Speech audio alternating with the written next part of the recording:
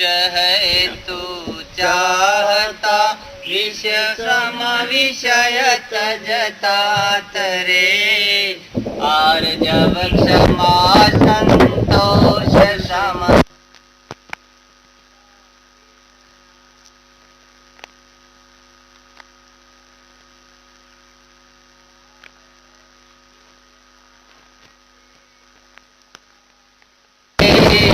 आशांत शीतल देश में हो जा अजर, हो जा अमर। पृथ्वी नहीं, जल भी नहीं, नहीं अग्नि तू नहीं है पवन। आकाश भी तू है नहीं, तू नित्य है चैतन्य घन। इन पांचों का साक्षी सदा निर्लेप है तो सर्व पर।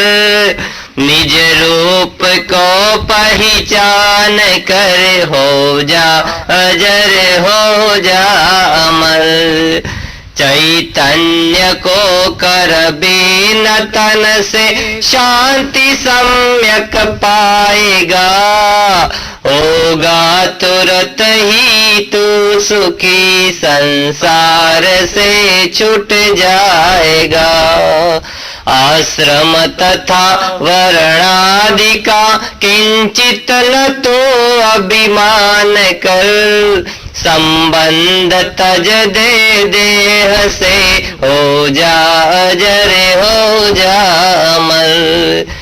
नहीं धर्म है न अधर्म तुझ में, दुख सुख भी लेशना है। ये सभी अज्ञान में करतापना भोक्तापना। तो एक दृष्टा सर्व का इस दृश्य से है दूर तर। पहचान अपने आप को, हो जा अजर, हो जा अमर। कर्तृत्व के अभिमान काले सर्प से है तोड़ सा। नहीं जानता है आपको बहु पास में इससे फंसा। करता न तो तिहु काल में श्रद्धा सुधा का पान कर। पी कर उसे हो जा सुखी, हो जा अजर, हो जा अमर। मैं शुद्ध हूँ, मैं बोध हूँ, ज्ञानाग्नि ऐसे ले जला। मत पाप मत संताप कर, अज्ञान वन को दे जला। जो सर पर सीमा ही जिसमें वासता ब्रह्मांड बल।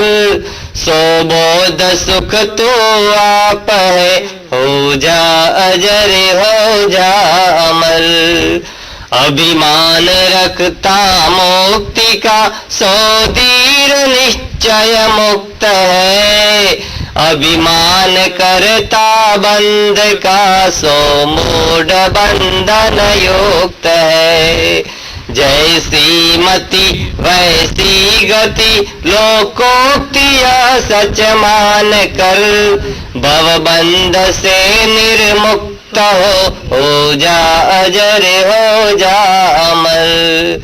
आत्मा अमल साक्षी अचल, विभुपूर्ण शाश्वत मुक्त है। चेतनय संगी निष्प्रभ सोची, शांत अच्युत तृप्त है। निज रूप के अज्ञान से जन्मा करे फिर जाय मर। बोला स्वयं को जान कर, हो जा अजर, हो जा अमर।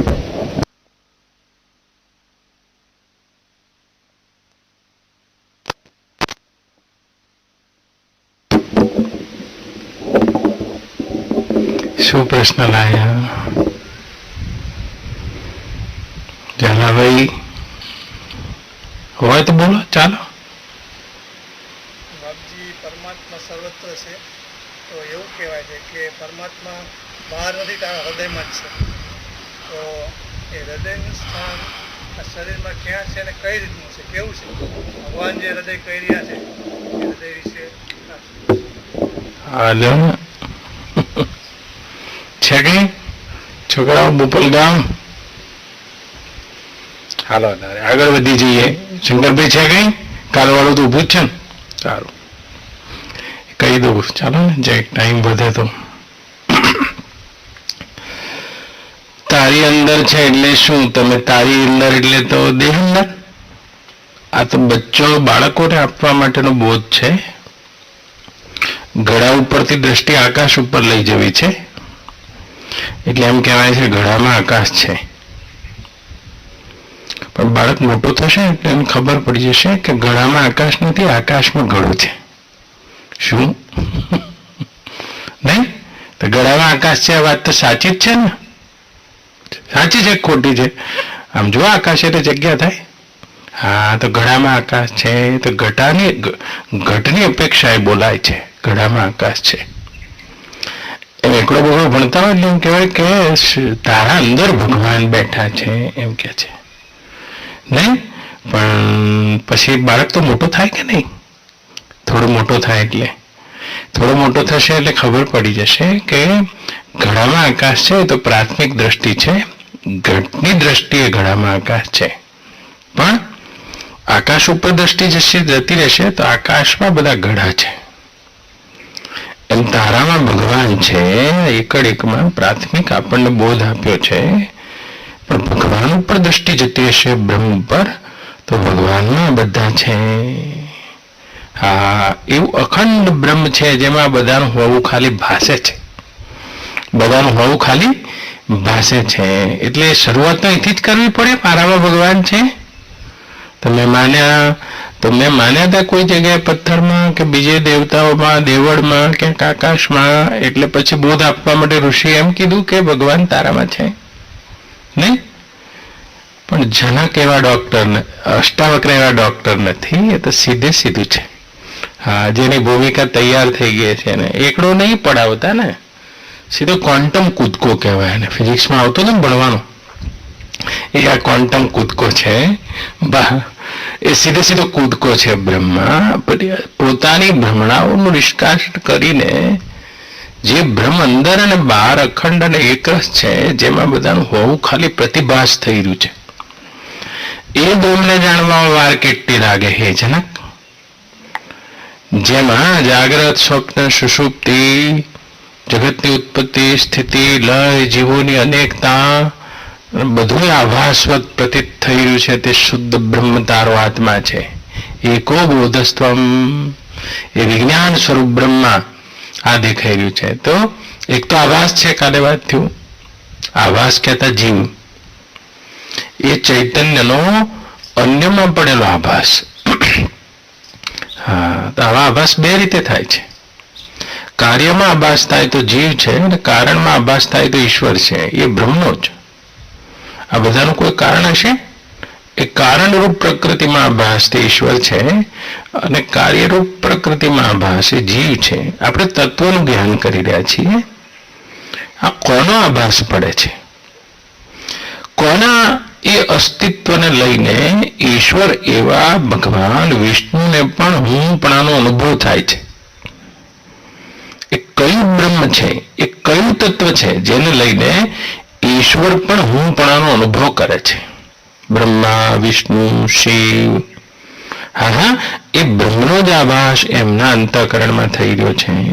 અંતઃકરણ વિશિષ્ટ, પણ આખી સૃષ્ટિના નિયંતાની રૂપે કલ્પ્યા હોવાથી આખી સૃષ્ટિના નિયંતા હોવાના કારણે કારણમાં આભાસ પડી રહ્યો છે ઈશ્વર, અને કાર્યમાં આભાસ પડી રહ્યો છે બધા જીવ છે. તો જો આ અંતઃકરણ કાર્ય છે એ માયાનું, અને એમાં હું પણ, અને મારા એ બ્રહ્મ અસ્તિત્વને લઈને જ આ અંતઃકરણ પણ આભાસ હોવા છતાંય ચેતન બનતું થયું છે. મારા સંસર્ગને લઈને, જેમ હે જનક રાજા અગ્નિના સંસર્ગને લઈને તેમાં પડેલો લોખંડનો ગોળો લાલચોળ થઈ જાય છે, લાલ ચોળ થઈ જાય છે. એમ મારું જે વિજ્ઞાન સ્વરૂપ છે, અખંડ જ્ઞાન સ્વરૂપ છે, એ જ્ઞાન સત્તા, એ ચેતનતા, એ ચૈતન્યપણું એ મારો ઇજારો છે. અને મારું જ તે પ્રતિબિંબ અંતઃકરણમાં પ્રતીત થતા અંતઃકરણાભાસ જીવ છે. અંતઃકરણમાં ચેતનતાનો આભાસ. હા, ચેતનતા એમાં પોતાનો છે નહીં.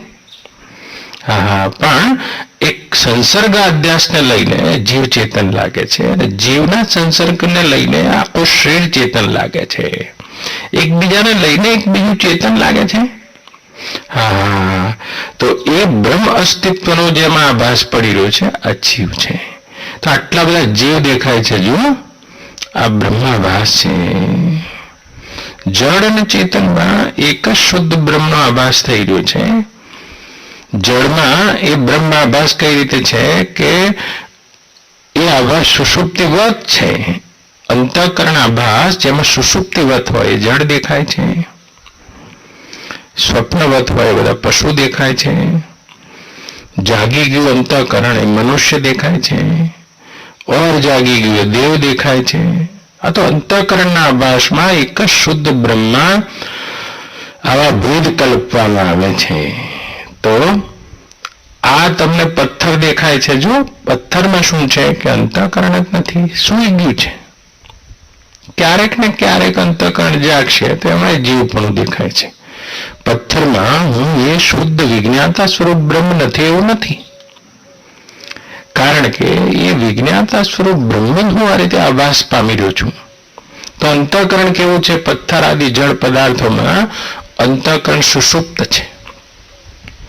તો કંઈક કંઈક કંઈક કંઈક જાગતું, તો કંઈક કંઈક અંતઃકરણ આ વૃક્ષ આદિમાં પણ લગભગ સુષુપ્ત છે અંતઃકરણ. તમે ઘાસ ઉપર ચાલો તો ઘાસને કઈ ફિલિંગ થતી નથી, અંતઃકરણ સુષુપ્ત છે. બસ બ્રહ્મ તો છે પણ જીવાભાસ હજુ પનપ્યો નથી, જીવાભાસ તેમાં દેખાતો નથી. તો પશુ આદિ જેટલા પણ છે એમાં અંતઃકરણ મોખરે સ્વપ્ન અવસ્થાને પ્રાપ્ત છે. તો પશુ હોય એમાં અંતઃકરણ સ્વપ્નવત છે. પૂરો ખાઈને બેઠી છે ને પછી આમ વાગોળે જાય મોઢું, બસ ખબર નથી એને. અહીં બાના ઘેર ઘણા દાડાથી હતી ને ગાય દોડીને અમથાભાઈના ઘેર લઈ જાવ તો 4 દાડાને એવું લાગે ખીલો બદલાયો છે, પણ એનું અંતઃકરણ મુખ્યત્વે સ્વપ્ન અવસ્થા મોખરે છે. ક્યારેક ક્યારેક જાગ્રતમાં આવે છે પશુનું અંતઃકરણ. કેવી રીતે કે ક્યારેક ક્યારેક આવે, અને પશુ કે ખાવું હોય ત્યારે આવે, બીજું કાંઈ પણ આહાર નિદ્રા ભયન ચમાયતું. અને આટલા 4 સંસ્કારોમાં થોડું થોડું જાગ્રત થાય છે, બાકી મોટે ભાગે સ્વપ્નવત ચાલે છે. મનુષ્ય કોને કહે છે? આ બધા જીવ દેખાય છે, અંતઃકરણ વિશિષ્ટ જાગી ગયું છે. આ બધા તત્વો છે ખરા કે ના? આ તો તત્વો નથી હે જનક રાજા. જેમ એક જ સૂર્યના અનેક ગ્રહોમાં પ્રતિબિંબ પડતા હોય છે અને તે જ રીતે બિંબરૂપ સૂર્ય તો એક જ હોય, એમ શુદ્ધ બ્રહ્મા અંતઃકરણ આભાસમાં જ આ બધી જીવની અનેકતા દેખાય છે. તો આભાસમાં જે હું પણ બોલે છે, અનુભવે છે, આજ બ્રહ્મણાને પ્રાપ્ત થયો છે. પોતાના બ્રહ્મ અસ્તિત્વને જાણતો નથી. જેમ ઘડામાં કપાઈ ગયેલું આકાશ ઘડાથી છૂટું અખંડ આકાશથી પોતાને છૂટું માનવા જાણવા લાગે, એ જ રીતે એ અખંડ શુદ્ધ બ્રહ્મથી આભાસમાં આભાસી ચૈતન્યને હું માની લેતા, હા, એ આભાસી ચૈતન્યમાં હું પણ કલ્પિત કરી દેતા, એ પોતાના વાસ્તવિક સ્વરૂપને વિસ્મૃત થઈ જાય છે અને તે જ તેના દુઃખનું કારણ બને છે એમ કે છે. એટલે જનક રાજાને આગળ કહે છે 10 એવા આત્માના બ્રહ્મના લક્ષણો તમે જોયા. આત્મા સ્વયં બ્રહ્મ છે અને બોધ આપવા માટે કેટલાક સ્વરૂપ લક્ષણો. કાલે વાત કરી તેમ તટસ્થ લક્ષણ તો એક જ છે, તે વિજ્ઞાન સ્વરૂપ છે, વિજ્ઞાતા છે, બ્રહ્મ છે, છો નથી, છે. એ બ્રહ્મનું તટસ્થ લક્ષણ છે આત્માનું, જેમાં કોઈ જાણવાનો વિષય નથી અને જાણનારો પણ નથી. હા, નિરપેક્ષ શુદ્ધ બ્રહ્મ વિજ્ઞાતા સ્વરૂપ છે. તો તેમાં જ્ઞાતા નથી ને જ્ઞેય નથી, જાણવાનો વિષય નથી, જાણનારો પણ નથી. હું તે આ એવા ભેદ નથી. કાર્ય કારણના ભેદ નથી, જે ઈશ્વર એવા આભાસ નથી.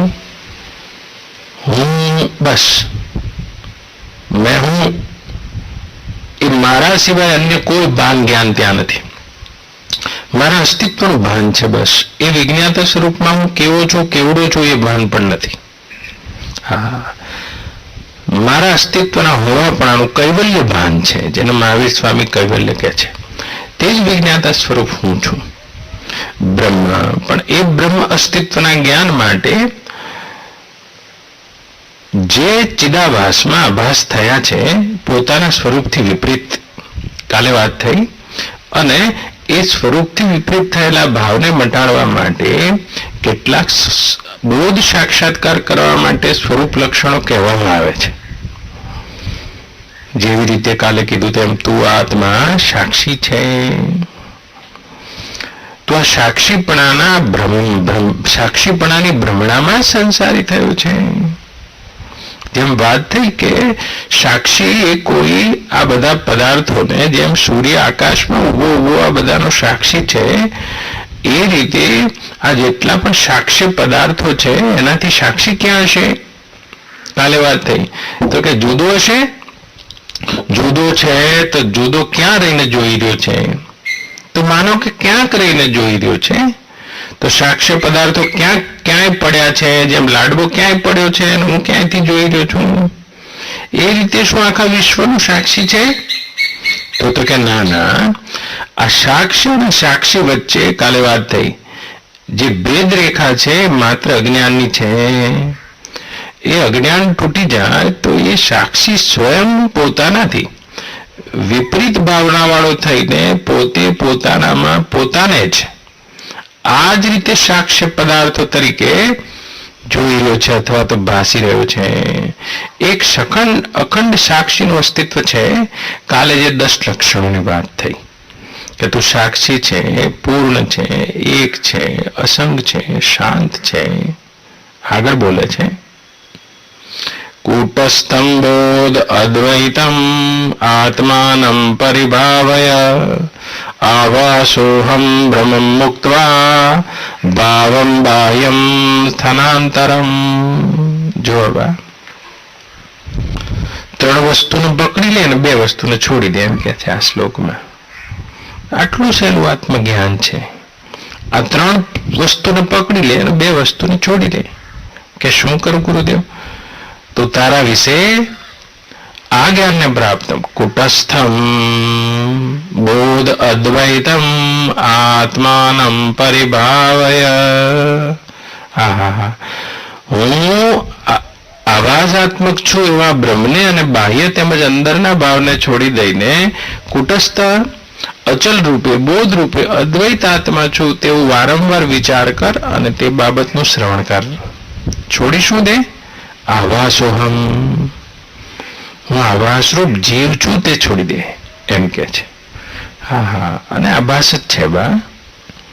જો જાગ્રતમાં કંઈક આભાસ, સ્વપ્નમાં કંઈક આભાસ, સુષુપ્તિમાં લય થઈ ગયો, આભાસ જ છે. આ તમારું અસ્તિત્વ નથી. આ તો આભાસના રૂપ બદલાતા જતા છે. બચપણમાં કંઈક હતા, યુવાનીમાં કંઈ થયા, ગળપણમાં કંઈ થઈ જશો, બધા ખ્યાલ બદલાતા જશે. આ તમે નથી. આ તો જીવાભાસ છે. તો જીવાભાસ તો જીવા ખોડિયામાં છે, જે રીતે કીડીના ખોડિયામાં એવો આભાસ કરે છે. આ તમે નથી.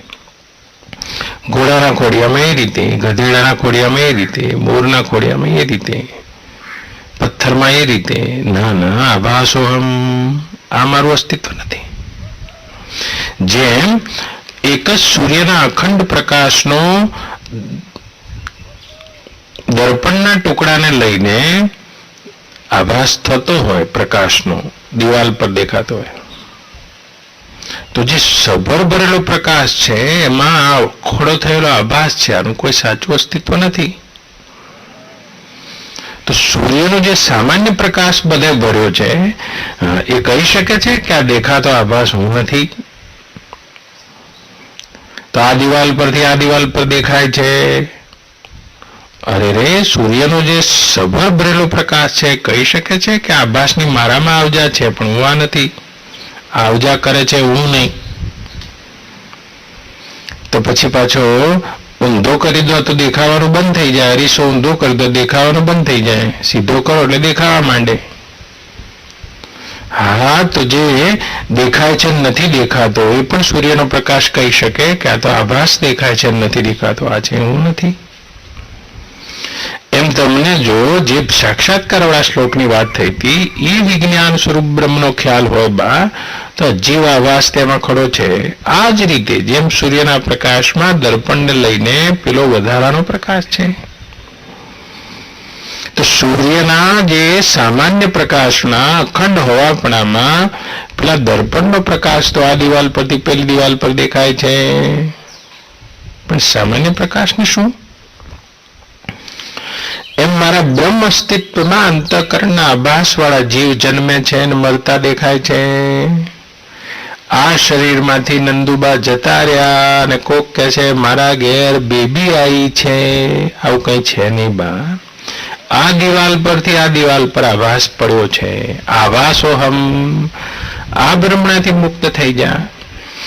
તો કે મળદામાં શું થયું છે? મળદામાં જે ચૈતન્યનો આભાસ થતો તો એ શાંત થઈ ગયું છે, બીજું કાંઈ નથી. ચૈતન્ય તો એમનું એમ અખંડ બ્રહ્મ મળદામાં પણ છે. તો શું થયું છે કે આભાસ દેખાતો હતો, જે ચૈતન્યનો આભાસ પડતો હતો અંતઃકરણમાં, જીવનું જે વિશેષ ચૈતન્ય દેખાતું હતું અંતઃકરણ, આ શાંત થયું છે.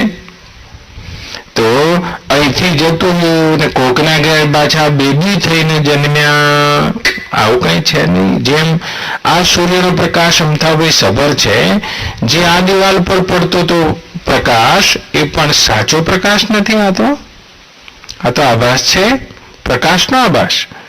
અને એ દિવાલ પર પડતો તો હવે આ દિવાલ પર પડે છે. અરે અરે, આ બધામાં જે સામાન્ય પ્રકાશ છે કોણ છે? એ વિશુદ્ધ બ્રહ્મ સ્વરૂપ તું છે. અને આવા જીવ રૂપાભાસ ઘટતા વધતા દેખાય છે. અચ્છા, તો ઊંધું કરી દો, દર્પણ ઊંધું કરી દો ના દેખાય. મૃત્યુ એવી અવસ્થા છે જ્યાં ચૈતન્ય આભાસ દેખાતો નથી. જન્મ એવી અવસ્થા છે જ્યાં ચૈતન્ય આભાસ દેખાય છે.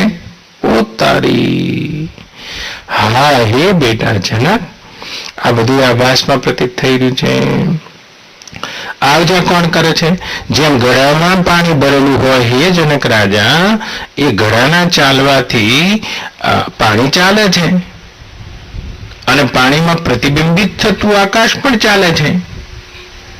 પણ જે ઘડામાં પહેલેથી કુટસ્થ આકાશ છે એને ચાલવાની તો કોઈ જવાબ જ નથી. એને એક જગ્યાથી બીજી જગ્યાએ જઈ ના શકે.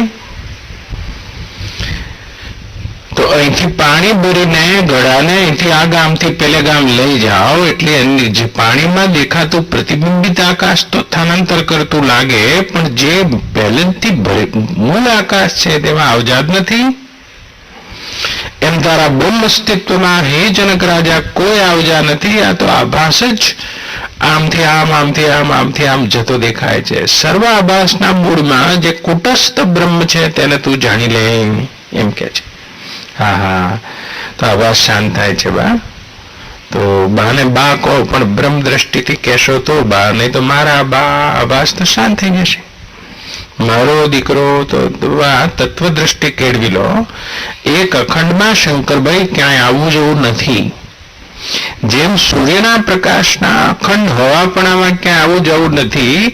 આ તો એક દિવાલમાંથી એક દિવાલ પર પેલો દર્પણને લઈને જે પ્રતિબિંબિત થતો હતો એ આભાસી પ્રકાશ આવજા કરે છે. આમાં આભાસી ચેતન છે, એ જ જીવ છે અને એ જ આવજા કરે છે. ક્યારેક જન્મમાં, ક્યારેક મરણમાં, ક્યારેક જાગ્રતમાં, ક્યારેક સ્વપ્નમાં, ક્યારેક સુષુપ્તિમાં, ક્યારેક સમાધિમાં. સમાધિ સુધી આપડજો.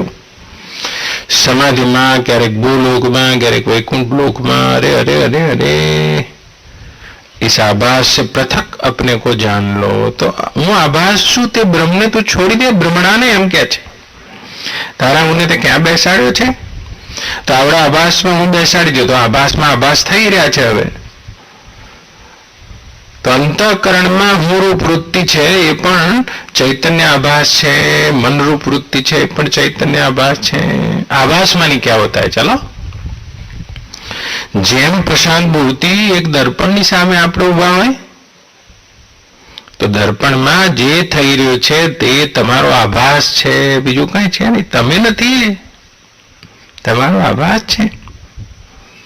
તમે તો જેમ દર્પણના તો આભાસથી જુદા છો, એમાં અંતઃકરણના આભાસથી તમે જુદા, એ બ્રહ્મ અખંડ જ છો.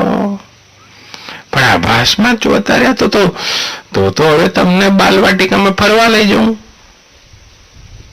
તો તમે જાડા દેખાશો, પણ ખબર નથી હું આભાસમાં છું, તો રોશો. હા, એવા અરીસા આવે જેમાં તમે જાડા દેખાઓ, એવા અરીસા આવે જેમાં તમે પાતળા દેખાઓ, એવા અરીસા આવે જેમાં તમે લંબુ દેખાય, એવા અરીસા આવે જેમાં ઠીંગુ દેખાઓ. હા, પણ તમને ખબર છે તમે આનો આનંદ લો છો, શિક્ષક આનંદ લે, છોકરાઓ આનંદ લે, પણ બિલકુલ બાળ બુદ્ધિના છે રોવા માંડશે કે અરે રે હું તો જાડો થઈ ગયો, હું તો પાતળો થઈ ગયો. પણ એને કોણ કે આ અરીસામાં તારો આભાસ થઈ ગયો છે. એમ તમને કોણ કે શુદ્ધ બ્રહ્મ જ અહીંયા જીવ રૂપે આભાસી થઈ રહ્યું છે. શું તમે આભાસમાં ઉભા છો? હા, આપણે તો ઉભા જ છીએ. એટલે તો જીવવાની કોશિશ કરી રહ્યા છીએ, જીવવાની કોશિશ અને મૃત્યુનો ભય સેવી રહ્યા છીએ. મેં બના રહું, પણ મેં મને ક્યાં? આભાસ તો બના નહીં રહી શકતા. આ 24 કલાકમાં જ એનું વ્યષ્ટિ મૃત્યુ એક વખતે આવશે. સુષુપ્તિ આભાસનું મૃત્યુ જ છે, બીજું કઈ નથી. આભાસ બીજ રૂપે થઈ ગયું. હા, તો 24 કલાકમાં એકવાર આભાસ તો મરે છે, તમે નહીં મરતા. આ રહ્યા એ આભાસના પણ સાક્ષી છો, પાછળ જ બેઠા છો. હા, તેને તો સ્ફૂર્તિ આપી રહ્યા હતા, આભાસ શાંત થઈ ગયો તો તમે તો છો એ રહ્યા સુષુપ્તિમાં. તો જુઓ, સમાધિમાં પણ કોઈ અસ્તિત્વ તો છે. એ અસ્તિત્વને બ્રહ્મ કે છે અને એની લક્ષણ અહીંયા થઈ રહી છે. અને એને સ્વરૂપથી ઓળખી જાવ તો સાચા એ ઓળખી જશો. તો નહીં તો હું મરી જવાનો છું, ક્યાં મરવાની વાત કરો છો હેમેન્દ્રભાઈ? રોજ રાતે આભાસ તો મરી જ જાય છે, મતલબ એ થઈ જાય છે. એ ચૈતન્ય આભાસ જીવ સવારમાં પાછો ખડો થઈ જાય છે એક નવા વરઘોડા સાથે. તો હે જનક રાજા, આ આભાસ તું નથી, આ તું નથી. આ બ્રહ્મને તું છોડી દે. આભાસોહમ બ્રહ્મ મુક્તવા બાહ્ય ભાવ અભ્યંતરમ. અને બીજું શું છોડી દે? આ બાહ્ય અને અંતર ભાવનો પણ ત્યાગ કરી દે. જો બહુ સરસ વાત છે. બાહ્ય ભાવ, તો બાહ્ય ભાવ કેવા છે? બાહ્ય ભાવોમાં આભાસ એ ચૈતન્ય એ જીવ બા જાત જાતના આભાસને સત્ય માનીને પકડે છે. જ્યાં ઉભો હોય એને પકડશે. કેવી રીતે? જેમ તમારી મૂડી શું હતી બા? બસ એક આવડી બે બાજુથી છોડેલી ગાંધીજીની પેન્સિલ અને સ્લેટ અને આટલી પેનનું બોક્સ અને એક ચોથા ધોરણની ચોપડી અને એક ફરાક બા અને એક થેલી અને ચંપલ, આટલી સંપત્તિ હતી. બસ આટલી જ હતી બા. તો કે બેંકમાં કઈ મૂકેલું હતું? મારા બાને તો બેંકમાં ઘણી લકોટીઓ મૂકેલી હતી, છાપો મૂકેલી હતી. લ્યો, તો એ વખતે તો ઘણા પોતાને સુખી જાણતા હતા કે મારી પાસે તો 300 લકોટી છે, નાના જોડે તો છે જ નહીં. જોજો, તો આ બાહ્ય ભાવ કરીને બંધ થઈ ગયા બા. પછી તો આગળ વધી ગયા. આગળ વધી ગયા એટલે તો પછી પરણ્યા એટલે તો 5-10 તોલા સોનાના દાગીના થઈ ગયા. સોનું બની રહ્યું બા, પણ જે બાહ્ય ભાવ શું થઈ રહ્યો છે? અરે લોખંડે પૃથ્વીના પેટાળમાંથી નીકળે છે, સોનું એવું નીકળે છે. બસ તો કે એનો ભાવ કેમ વધારે છે? જેની ડિમાન્ડ વધારે હોય એનો ભાવ પણ વધારે હોય. અને બા ડિમાન્ડ જેની વધારે હોય એનો ભાવ વધારે હોય, યાદ રાખજો. અને બીજી વાત છે કે જે ઓછું હોય ને એનું મૂલ્ય વધારે હોય. લોખંડ બહુ હોય, લોખંડની કિંમત ઓછી છે, પેટાળમાંથી નીકળે જ જાય છે. સોનાની ખાણો ઓછી છે અમેરિકામાં. જો જેની પાછળ કા હોય ત્યાં સોનું બહુ હોય. લંકા કે સોનાની, દ્વારિકા કા સોનાની, જોવા અમેરિકા હા સોનાની ખાણો, આફ્રિકા. ઠીક છે, હવે વાતો તો. પણ સોનું શું છે બા? સોનું છે પૃથ્વીનો વિકાર છે. તો કે પૃથ્વીનો વિકાર છે, તો કે ઘરમાં નહીં રાખવાનું. અરે ઘરમાં તો તમે પેનોય રાખી હતી, ઘરમાં પેન્સિલોય રાખી હતી, પણ પેનો ને પેન્સિલો ને લકોટીઓથી જેમ મોટા થઈ રહ્યા છો હે રાજન, હે નંદુબા, એ રીતે આ સોનાથી મોટા થઈ રહ્યા હોય તો તમે ઘણા ભ્રમમાં છો, તમે ઘણી ભ્રમણામાં છો. તો કે આ બધી વસ્તુ તને બાંધી રાખ્યો, આ તારી ભ્રમણા સિવાય કોઈએ તને બાંધી રાખ્યો નથી. હેમેન્દ્રભાઈ, જે છાપોનું ડબલું કાલે બાંધી રાખતું તું એ જ આ નોટોના બંડલ આજે બાંધી રાખે છે. તો કે ના, છાપોમાં એ જે તાકાત છે શંકરભાઈ, ના એ નોટોના બંડલમાં તાકાત છે, એ તો ખાલી અજ્ઞાન ભ્રમવશ. જેવી રીતે ઘણા કેમ હું તો ઘરથી બંધાય, ઘરથી ના બંધાય, પત્નીથી ના બંધાય, છોકરાથી ના બંધાય. વેદાંત તો એક એવી વસ્તુ છે જેના તાત્પર્યને તમે ગ્રહણ કરી લેશો તો અત્યારે હાલ તમારી બુદ્ધિ નિર્દ્વંદ થઈ જશે. આ ઘરમાં રહીને ઘરમાંથી મુક્ત થઈ જશો, પત્નીની સાથે પત્નીથી મુક્ત થઈ જશો, પૈસાથી અને પૈસા વગર પૈસાથી મુક્ત થઈ જશો, એવા ઋષિ થઈ જશો. હા, ઋષિ થઈ જશો, ઋષિ થઈ જશો. તે જનક રાજાની ઘોષણા છે. કારણ કે બાંધી શું રાખે છે? ચાલો વિચારો. બાહ્ય અભ્યંતર ભાવને બંધનને છોડી દે એમ કે છે. તો બાંધી શું રાખે છે? પ્રશાંત મૂર્તિ ઘરના બાંધી રાખે કે મંતોના ઘર જ બાંધી રાખે. એટલે આ ઘરને આગ લાગી જાય તો તું તો ઉભો નહીં રહો, ચંપલ લેવાય. આપણે તો ઉભા જ ના રહીએ, ચંપલ લેવાય, ભાગવાના ઓ કરે. હા, તો ઘર ક્યાં બાંધી રાખે છે જો. પણ આ કલ્પના તો બહુ અઘરી છે. શું કરવા ઘરને આગ લાગે? ચાલો ને, આ કલ્પના, આવું ઉદાહરણ ના હાલાય. તો એવું ઉદાહરણ આપો કે આમથી ઘર સારું મળે તો 1 મિનિટે આની આમે નહીં જુઓ તમે. ભૂકંપ આવ્યો વખતે 3-3 કરોડના ફ્લેટ હતા તો એ લોકો ભાગ્યા છે, કોઈ જોવાય નહીં રહ્યું. હા, તો જુઓ ને, ક્યાં તમે બંધાયેલો છો? ઘર તમને ના બાંધી શકે, પત્ની ના બાંધી શકે, છોકરા ના બાંધી શકે, પણ કે ના, તો કે એનું મૂલ્ય તો બાંધી રાખે ને. મૂલ્ય પણ તમે કલ્પેલું છે, મૂલ્ય કલ્પેલું છે. લોખંડ અને સોના બે પૃથ્વીના વિકારો છે, પણ સોનું એટલે એક તો ઓછું છે અને એની ડિમાન્ડ વધારે. આ દુનિયાની બહેનો જો એ ભ્રમ ત્યાગી દે કે આ સોનું પહેરવાથી હું સારી લાગુ છું, તો સોનું તો હાવ લોખંડના બાટની માફક વપરાય બા. બસ એ મોથી તોલવાના ભાવમાં આવે, બીજા કશામાં ના આવે. જો એક ઉદાહરણ આપું પ્રશાંત મૂર્તિ તમને. એક રાજા જતા હતા, ઘોડે સવાર થઈને રાજા જતા હતા. એમાં રાજાને એટલી બધી રણની રેતી હતી ને તરસ લાગી ગઈ, એકલા હતા, પડ્યા એવા મૂર્છિત થઈ ગયા અને પાણી વગર વલખતા વલખતા મૂર્છાને પ્રાપ્ત થઈ ગયા. એમાં એક સંત હતા અને સંત સમાધિમાંથી ઊભા થયા અને સમાધિમાં એમની પાસે કમંડળ ભરેલું પાણી હતું અને કમંડળ ભરેલું પાણી એને પી દીધું અને અડધું કમંડળ પેટમાં ગયું. આખું તો ગયું નહીં, હજુ ના જઈ શકે બા. અડધું કમંડળ પેટમાં ગયું ને રાજા તો બેઠો થઈ ગયો. બાપજીને દંડવત કર્યા, ઘોડા ઉપર ઘેર લઈ ગયો, સામયું કર્યું. રાણીને કીધું ચરણામૃત પી લે, આજ તારું સિંદૂર ભૂસાઈ ગયું હોત, આ બાપજી ના હોત તો. પણ કેમ એવું શું કરીશ બાપજી? કે બાપજી મારો જીવ બચાવ્યો છે.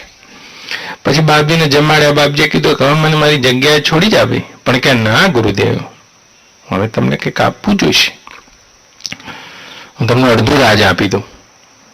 એટલે એકદમ હસી. તમને અડધું રાજ એમ કે આપું ના, ત્યાં સુધી બની ના કે મારા દીકરાને તો હું આપું, પણ અડધું રાજ તમને આપી દઉં. તમારે આ કમંડળ લઈને ઘેર ઘેર ભટકવાનું મટી જાય કર્યું છે. એટલે બાપજી તો એકદમ હસ્યા. હા એ ના પાડી, ના એ ના પાડી. તો રાજાને એમ થયું ખારું બાવાજીને ઓછું પડ્યું હશે. શું બા ઓછું પડે એને બાવો જ ના કહેવાય. ઓછું પડે એટલે તો આખી બ્રહ્માંડની સૃષ્ટિ ઓછી પડશે બા. કારણ કે ઓછું ને વધતું તો મનમાં છે, યાદ રાખજો. માણસના મનમાં જ ઓછું વધતું હોય છે. ઓછું વધતું ઘણા જો ગમે એટલું આપો તો એને ઓછું જ પડે. હા, તો ઓછું વધતું. તે પેલાનું તો એમ થયું કે બાપજીને એમ ઓછું પડ્યું હશે તો શું કહેવાય. તો પછી એને ઘેરથી કીધું કે અડધા રાજ ઉપર બીજું કંઈક કોને તમારી પાસે હોય ખજાનો અડધો બીજો આલો ને એક્સ્ટ્રા, કાલ કમાઈ લેજો. પણ બાપજી ખોટું દુઃખી થઈને જાય. પણ બાપજી એવા યોગી પુરુષ હતા બા, એમણે જે પાણી પી ગયો હતો ને એવો સંકલ્પ કર્યો ને કે આને પાણી શરીરમાંથી નીકળે જ નહીં પાછું. તો હવારે બાપ લઘુ શંકા કરવા જાય પણ પાણી જ નીકળે નહીં. પેટ તો આટલું મોટું આફરો થઈ ગયું હતું. અરે રે, અને જે અડધું કમંડળ પાણી એવું કેવું પાણી પાયું ને રાણીએ રોવા માંડી ને રાજાને ઉચકીને લાયા ને બાપજી તો જો ગયા નતા. બાપજીએ કીધું કે બેટા કે બાપજી ગમે કરો મારો જીવ બચાવી લો, મારો જીવ બચાવી લો. જે પાણી તમે કાઢ્યું તું તમે પાયું તું તમે જ કાઢી શકો આ પાણીને. બાપજીએ કીધું કે એના બદલામાં શું આલીશ તું મને? ચલ કે પીવા માટે તો પીને તો હું મરી જવાનો હતો, પીધા વગર તો, પણ આ કાઢ્યા વગર મરી જાય. હા, માણસ કાઢ્યા વગર મરી જાય, તમને ક્યાં ખબર છે? ખાધા વગર તો મરી જાય, પણ જો અવાજ નીકળે નહીં ને બાદ તો મરી જાય. જય ગુરુ મહારાજ. હા, એ તો કોઈ મંછારામ વૈદ જેવા મળે ને પાડો કરાવે તો અલગ વાત છે. તો એ નેપાળો કરે છે તો અલગ વાત. પણ રાજાએ કીધું કે મહાત્માએ કીધું કે એના બદલામાં શું દઈશ તું મને? તો કે બાપજી બીજું અડધું રાજ લઈ લો, મારું અડધું તો કાલ આપ્યું જ તું, પણ કાઢવાનું બીજું અડધું લઈ લો. એટલે બાપજીએ કીધું ક્યારનો તું રાજની વાત કરે છે રાજન? તારા અડધા રાજની કિંમત તે ના જાણી? અડધા રાજની કિંમત અડધા કમંડળના પાણી જેટલી છે. હા, જેને તું કરીને ફૂડતો તો અડધા કમંડળનું પાણી પેટમાં જાય તો તું જીવી જાય અને બહાર ના નીકળે તો મરી જાય. અને આટલા અડધા કમંડળના પાણીમાં તું તારું અડધું રાજ આપી દીધું પીવા માટે, અને નીકળતું નહીં તો બીજું અડધું રાજ આપી દીધું. બા તો જેટલા પણ આ બાહ્ય ભાવો કર્યા છે એની કિંમત તો કોક તારો જાણીએ. બા એની કિંમત તો કોક તારો જાણીએ કે આની કિંમત શું છે. હે રાજન, તું એ અભ્યંતર અને બાહ્ય ભાવોથી મુક્ત થઈ જા. હે બેટા જનક, સપનામાં ભિખારી હતો ને ભિખારીપણાના ચપણિયાની પણ કિંમત શું હતી, અને આ રાજમાં રાજા થઈને બેઠો છું એની કિંમત પણ શું છે. તારી ભ્રમણાન ભાગ્યા વિના રે ભવનો ફેરો નહીં મટે રે. અને વસ્તુ ગતિ કેમ રે કરીને ઓળખાય. તારી ભ્રમણાન ભાગ્યા વિના રે. તો ઘરમાં જેમ છાપો પડી હતી એમ ઘરમાં સોનું પડી રહે તો છાપોને તાળું ના મારવું પડે ને સોનુંને તાળું મારવું પડે. આ બધી વ્યવહાર કરવા છતાંય તમારા મનમાં જે દ્વંદ થયો છે કે હું કશાક વાળો છું, હું ધન વાળો છું, હું પુત્ર વાળો છું, હું કંઈક સંપત્તિ વાળો છું, હા હું તો કઈ પ્રતિષ્ઠા વાળો છું, આટલા બધા મને ઓળખે છે. અરે કહે કબીર સુન મેરે મુનિયા, આપ મોયન પાછે ડૂબ ગઈ દુનિયા. તો આ તો આપણે કેટલા બાહ્યંતર ભાવ સેવી રહ્યા છીએ. જેવી રીતે બા એક બહુ મોટા નેતા હતા. કે બીજું ઉદાહરણ કહું, એક એટલે આપણા ભારતના નેતા ને બીજા ગામના રાખો, બીજા દેશના રાખો. હા, તો એવા નેતા બા જ્યાં જાય ત્યાં ભાષણ કરવા જાય, જ્યાં જાય ત્યાં બધી વાતો.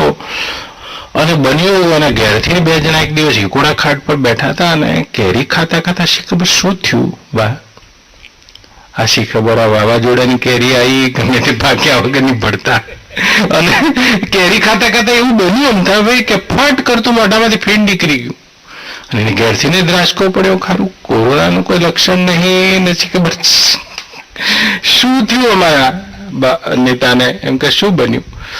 અને આમ છાતી પીટવા જાય, પણ સારસ બેલડીની જોડી હતી. આ તો રોતા રોતા આનો જીવ જતો રહ્યો બા. અને બેનો જીવ એક અંગાત ગયો. અને પેલો જે નેતા હતો એને જો ઘેરથી મારી આમ આભાસને જોઈ લીધો. અને શરીર તો આમ પડેલા હતા. તો એની ઘેરથી કીધું કે આપણે બે એક જ દાડે એક જ સમયે મર્યા, હેડો હવે કે ઊભી તો રે, જોવા તો દે, ઠાઠડી બાંધનારા કેટલા આવે. પણ કે આમાં શું જોવાનું? પણ કે ના, તું લપ ના કર, બધું મારી રીતે કરવા જોઈશે. અંગાત મરી છું, જો મારો અંગાત કરવો હોય તો આખી જિંદગી મારો ઓર્ડર મને અત્યારે માનવો પડશે. પણ કે કેટલી વાર લેવાનું? જોવા તો દે કે ઠાઠડી બાંધનારા કેટલા આવે. આયા પછી તો આવડા મોટા નેતા બાકી રહેતું છે. બધા કોઈ બટાકા પૌવા ને બટાકા વડા ને જે બનાવ્યું હતું ને મુકાભાઈ, એ બધું દબાઈને, હા પછી જે થયું થાય દબાઈને એટેચ થઈને બધા આયા. કોઈ ઠાઠડી માટે, કોઈ દૂણી લઈ આવ્યું, કોઈ મશરૂમ નું કાપડ લાવ્યું. ના તો જોઈ જ રોજ એની ઘેરથી કે હેડો હવે આગળ રસ્તો ઘણો લાંબો છે. હા, દ્વારકાની વાટે. એમ કે ઘણો રસ્તો લાંબો ઉભી રહે, જોઈએ ખરા સ્મશાનમાં કેટલા આવે છે. અને બા નેતા તો બહુ સારું કામ કરેલું હતું. તે બન્યું એવું નંદુબા, તે આખા નગરમાં લોકડાઉન થઈ ગયું, બધા દુકાનો અડધી રાખી દીધી, ધ્વજ અડધી કાઢી ફરક્યા, અને એટલી વસ્તી આવી, એટલી વસ્તી આવી, એટલી વસ્તી આવી, એટલી ભીડ આવી, અને ઓળખતા હતા એટલા બધા આવ્યા, ક્યાંય જગ્યા ના રહી. અને પેલો જે જીવ હતો એ બેઠો બેઠો જોઈ રહ્યો છે નેતાને, એવા દાંત કાઢે એટલે એની ઘેરથી કીધું, આમાં શું રૂવો છો? કે રમીલા જોતો ખરા એમ કે કેટલી વસ્તી આવી છે. આવું ખબર હોય તો વહેલા ના મરી જાત.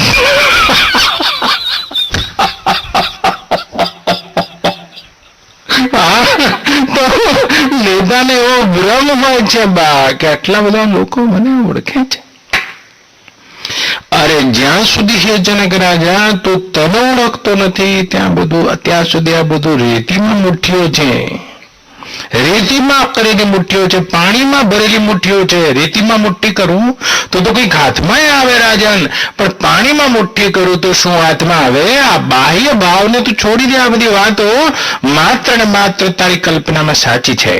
મારી પાસે આ છે, મારી પાસે આ છે, હું ધન વાળો છું, હું કઈક પુત્ર વાળો છું, પ્રતિષ્ઠા વાળો છું, ઓળખાણ વાળો છું. કશાનો વાળો ના બને, કશાનો વાળો ના બને. આ બધું હોય તો બરાબર છે. ગાય આવી તો દૂધ ખા, ગઈ તો ગોબર કરતી ગઈ. આ દ્રષ્ટિને કેળવ્યા વગર તું આનાથી મુક્ત ન થઈ શકે રાજન. આ બાહ્ય ભાવ પણ તારી કલ્પનામાં ખડા થયા છે, અને હે રાજન અંતર ભાવ પણ તારી. તો બાહ્ય ભાવ તો છૂટવા બહુ સહેલા છે. ધન છોડી દે, લાત મારી દો, પત્ની છોડી દો, બધું જે છોડી દો, જંગલમાં જતા રહો, પણ અંતર્ભાવ પાછા પકડાઈ જાય છે. હા, અંતર્ભાવ છે. હું બહુ બુદ્ધિ વાળો છું. લ્યો, ધન વાળા કરતા બુદ્ધિ વાળો થઈ ગયો બાળનાથ. હું બહુ બુદ્ધિ વાળો છું, હું બીજા કરતા વિશેષ છું, હું ડાયો છું, હું જબરો છું, હું વિચારવાન છું, હું વિચારક છું, હું જ્ઞાન વાળો છું, જ્ઞાની છું. જો તો હવે પકડાવું જ છે તો કેટલી જગ્યાઓ છે અંતરથી, બહારથી નહીં પકડાય, અંતરથી પકડી જશે. હું વિચાર વાળો છું. અરે બાળનાથ, વિચાર વાળો એટલે શું? જેમ આકાશમાં વાદળા આવી જાય છે તેમ તમારા અંતઃકરણમાં ક્યારેક મૌલિક વિચારો, સારા વિચારો, ખોટા વિચારો ના બધું આવી જાય છે, અને તમે વિચારવાળા બની ગયા કે હું તો બહુ મોટો વિચારક છું. અરે રે, આ આભ્યંતર ભાવને પણ છોડી દે. એવું કોઈ શાસ્ત્ર છે હે જનક રાજા કે આ વિચારોને ઉઠાઈને તે ચિદાકાશ બ્રહ્મમાં ફેંકી દે? આ તારું જે વાળાપણું છે એ છોડી દે. તું જ્ઞાન વાળો ના બન રાજન. તું તો સ્વયં જ્ઞાન છે, વિજ્ઞાન છે. એ સ્વરૂપમાં સ્થિત થઈ જા. પણ જ્ઞાન વાળો થઈ ગયો બા તો આ બાહ્ય અભ્યંતર ભાવને પણ તું છોડી દે. અને આ જ બધા બંધનના કારણ બનશે બા. તો તું કે આભાસ સુધી છોડી દે, અને આ બે વસ્તુનો તું ત્યાગ કરી દે. આ ભ્રમણાનો ત્યાગ કરી દે રાજન. જેમ ભ્રમણાનો ત્યાગ કરી દીધો તમે, કે આ છાપો મારી હતી, આ ગિલ્લી દંડા માર્યા હતા, તમે ત્યાગ કરી દીધો છે, ભલે લઈ ઘરમાં. એમ આ ભ્રમણાનો ત્યાગ કરી દો. હું આ કશાક વાળો છું. ના ના, એવા કોઈ વાળા તમે નથી બા, ના અંતર ના બાહ્ય. તું જ્ઞાન વાળો પણ ન બન બાળનાથ. જ્ઞાન વાળો થઈ ગયો, પતી ગયું. આ તો આ જ્ઞાન ઉધાર છે. જ્ઞાન વાળો થઈ ગયો. ના ના, તો જ્ઞાન વાળો નથી જન, તો સ્વયં જ્ઞાન છે. હા, કૈવલ્ય એકો બોધમ અહમ ઇતિ, અને તે જ્ઞાન છે. આ બે વસ્તુને છોડી દે અને આ ત્રણ વસ્તુને પકડ. કે કઈ કઈ? કૂટસ્થમ, બોધમ, અદ્વૈતમ. બહુ સરસ શબ્દ છે. જો આત્માનું એક બીજું લક્ષણ આપ્યું 10મા ઉપર 11મું. આ રમેશભાઈ પૂછપૂછ કરે છે. કૂટસ્થમ આ પણ સ્વરૂપ લક્ષણ છે. કૂટસ્થમ, ગીતામાં પણ ભગવાનને આ લક્ષણ ગમ્યું છે. અક્ષરમ કૂટસ્થુચ્યતે 15મા અધ્યાયમાં જે આત્માનું લક્ષણ આપે છે કૂટસ્થમ. તો અમથા ભાઈ આત્મા કેવો છે કે કૂટ જેવો, કૂટ સ્વરૂપ. તો કે કૂટ એટલે શું?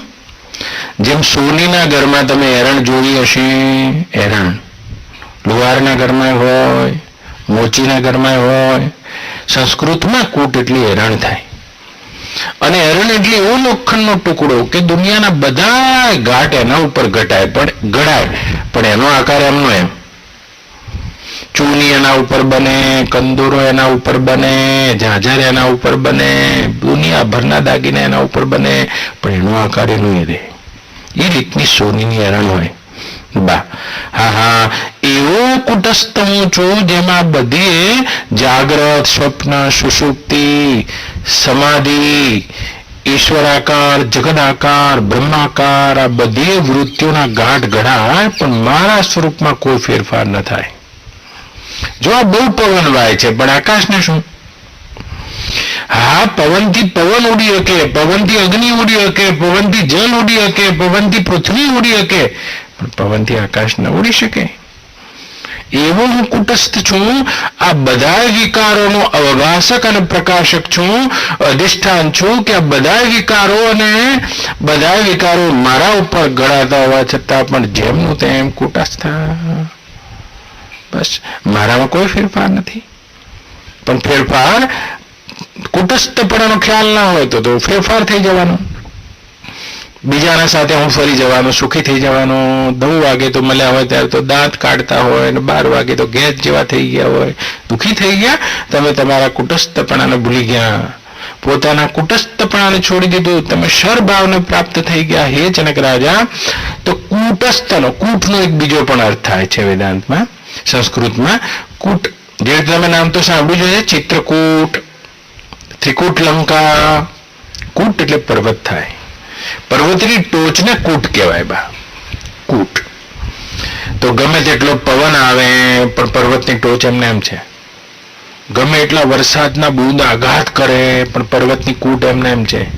એમની એમ જ 40 ઇંચ વરસાદ પડી જાય પણ કૂટ ઉપર જો કાંઈ ના હોય, બધું ખાડામાં ભરાય, કૂટ ઉપર કશું નહીં. હા, ગમે તેટલા પવનના 160 ની ઝડપે પવન આવી જાય પણ કૂટ એમને એમ હોય, ઝાડ બધા પડી ગયા હોય. હા, તો ગરમીના, ટાઢના, તડકાના, વરસાદના, વાયરાના બધાય આઘાતોમાં કૂટ એમનું એમ જ છે. એમ અંતઃકરણમાં જેટલા પણ વાયરા આવજા થાય, સુખ જાય, દુઃખ થાય, માન થાય, અપમાન થાય, જન્મ થાય, મરણ થાય, પણ કુટસ્થ એવો તારો આત્મા છે, ફેરફાર વગરનો છે, સદ સ્વરૂપ છે. કુટસ્થ એટલે આ બધાએ ફેરફારોમાં જે નિર્વિકાર સત છે તે તું છે હે રાજન. તો કે આ બધાના ફેરફાર વગર, આ બધા ફેરફારો જેમાં નોંધાય છે તેવો. તો કે જડ છું કે ના બોધસ્તવમ. આ બોધસ્તવમ શબ્દ તો પકડી જ રાખજો. એ વિજ્ઞાન સ્વરૂપ છે, અખંડ વિજ્ઞાતા સ્વરૂપ છે, ચિદ સ્વરૂપ છે, જ્ઞાન સ્વરૂપ છે, ચેતન છે. કુટસ્થમ બોધસ્તવમ. તો કે છે બોધ ખરો, એ ચેતન ખરો હું, પણ ચેતન શું એક એકાઈમાં જુદો જુદો છું? કીડીમાં, મોરમાં, પોપટમાં, બ્રહ્મામાં, વિષ્ણુમાં, ઝાડ, ઘાસમાં, વૃક્ષમાં? તો કે ના છે. ત્રીજું લક્ષણ છે તારું અદ્વૈતમ. અદ્વૈતમ, અદ્વૈત છું, તારામાં દ્વૈત ના સંભવે તેવો છું. દ્વૈત ભાસી શકે છે પણ દ્વૈત બની નથી શકતું, એવો અદ્વૈતમ. એવો અદ્વૈત સ્વરૂપ પરિબ્રહ્મ તું પોતે છે. આ ભાવનાનો વારંવાર વિચાર કર અને આભાસ હું છું એમ જાણીને અંતર અને બાહ્ય ભાવનાઓને છોડીને આ વાતનું વારંવાર ચિંતન કર. એમ કરીને આજનો શ્લોક પૂરો કરે છે. વારંવાર ચિંતન કરજો. एक बार सुनने से बात खत्म हो जाती है तो बात हो गई, नहीं होती है.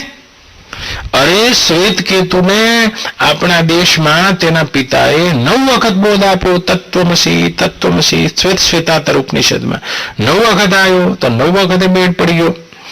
આટલાથી ખબર ના પડે શંકરભાઈ તો 90 વખત આંબળો, 900 વખત આંબળો, 9000 વખત આંબળો. જ્યાં સુધી તમારી બુદ્ધિની આ વિછાણ એ અદ્વૈત જ્ઞાન બોધ સ્વરૂપને પ્રગટ ના કરી દે ત્યાં સુધી તમે સાંભળ્યા કરો. એમ કે છે વારંવાર આનું શ્રવણ મનન ચિંતન કર્યા કરો, પોતાના સ્વરૂપનો ખ્યાલ કર્યા કરો.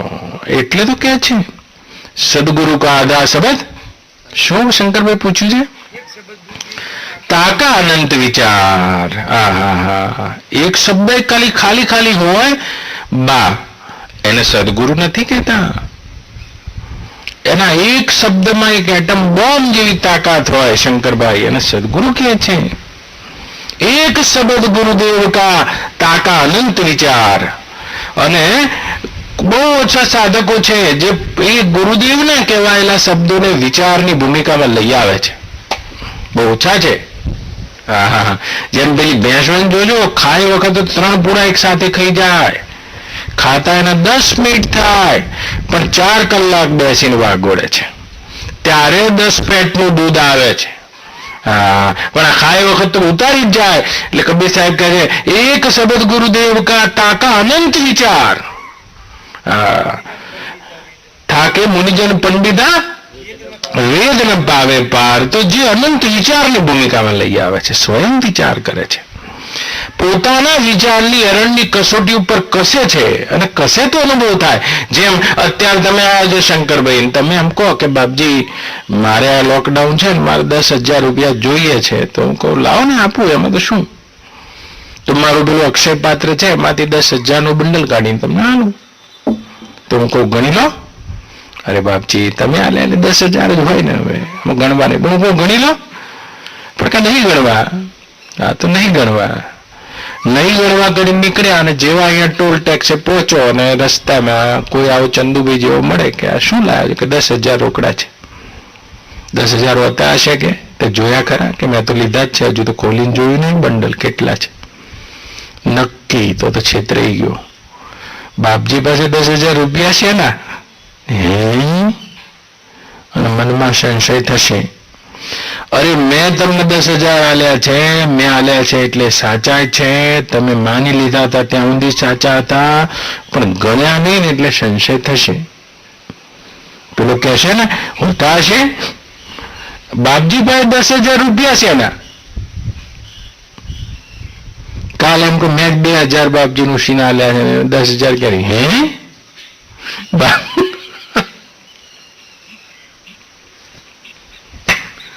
હા, તો એમ પડી જવાનું, એમ પડવાનું.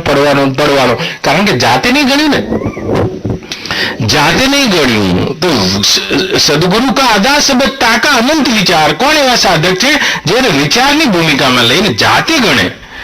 જાતે નહીં ગણે તો ગુરુએ તો આખો માલ આપ્યો હોય આપણને, પણ જાતે નહીં ગણ્યો એટલે ગમે ત્યારે સંશય થશે. ભાવનાથી માનવું જુદી વાત છે, અને જ્ઞાનથી જાણવું જુદી વાત છે. જ્ઞાનથી જાણવા માટે જાતે તેનો વિચાર કર્યો હોય, જાતે મથીને તેનો પરીક્ષણ કર્યું હોય, તપાસીને જોયું હોય.